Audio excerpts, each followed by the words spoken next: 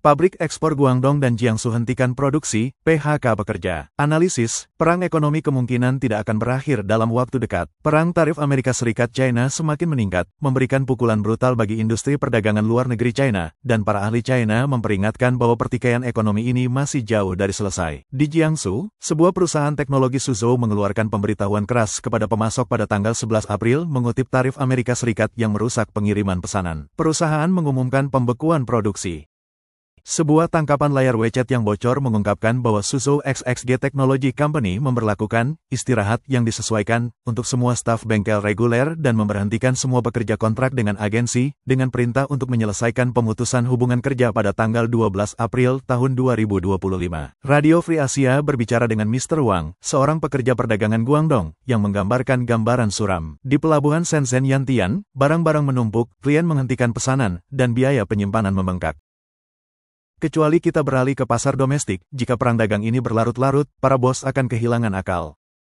Tanpa permintaan, pabrik-pabrik tutup, kata seorang karyawan perusahaan ekspor Guangdong bermarga Pan. Pan mengatakan perusahaan-perusahaan beralih ke Asia Tenggara dan Eropa, tetapi volume ekspor yang runtuh telah membuat pabrik-pabrik menganggur dan pekerja kehilangan pekerjaan. Tarif sangat memukul. Suku cadang mobil, misalnya, pabrik-pabrik asing di China bergulat dengan tarif yang meningkatkan biaya. PHK merajalela. Sektor ekspor kehilangan pekerjaan, sama seperti pekerja konstruksi yang terpukul oleh krisis properti.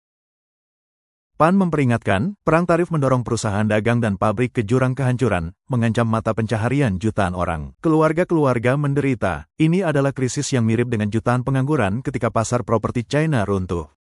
Seorang pedagang Jiangsu, Miss Lee, mengatakan barang-barang yang dikirim sebelum Amerika Serikat memberlakukan tarif 145% macet dalam perjalanan, menghadapi kerugian besar. Untuk barang-barang bernilai rendah, lebih murah untuk meninggalkannya. Tarif membuat biayanya tak tertahankan. Sarjana China Ping Hongwin memperkirakan perang tarif yang berkepanjangan. Dia menunjuk pada penolakan Presiden Trump untuk membahas tarif dengan Xi Jinping dan sikap China bahwa mereka tidak akan bernegosiasi kecuali tarif Amerika Serikat diturunkan. Ping mengatakan ini bisa meningkat menjadi perang ekonomi skala penuh, termasuk pertempuran keuangan. Kesepakatan parsial mungkin terjadi, tetapi konflik ekonomi Amerika Serikat-China tidak akan berakhir dengan mudah. Tinjauan perang tarif Amerika Serikat-China. Kisah ini dimulai pada tanggal 2 April ketika Trump menandatangani perintah eksekutif yang meluncurkan kebijakan tarif timbal balik global untuk memperbaiki defisit perdagangan Amerika Serikat-China, yang disebut sebagai pelanggar terburuk, menghadapi tarif 34% mulai tanggal 9 April. China membalas dengan tarif 34% yang sesuai untuk impor Amerika Serikat mulai tanggal 10 April. Trump meningkatkan taruhannya, memperingatkan bahwa jika China tidak mundur, Amerika Serikat akan menambahkan tarif 50% untuk barang-barang China mulai tanggal 9 April. Gedung Putih menindaklanjuti, menaikkan total tarif baru menjadi 104% pada tanggal 9 April. China membalas, menaikkan tarif impor Amerika Serikat dari 34% menjadi 84% efektif tanggal 10 April siang. Amerika Serikat merespons pada tanggal 10 April dengan menaikkan tarif barang-barang China menjadi 125%. Dikombinasikan dengan tarif 20% dari tanggal 4 Maret, total tarif mencapai 145%. Pada tanggal 11 April, China menyamai AS, menaikkan tarif barang-barang Amerika menjadi 125%. Eskalasi yang cepat ini telah menjerumuskan hubungan perdagangan ke dalam kekacauan. Pada tanggal 12 April, Amerika Serikat menawarkan penangguhan sementara, mengecualikan 20 kategori produk elektronik seperti ponsel pintar dan semikonduktor dari tarif tinggi.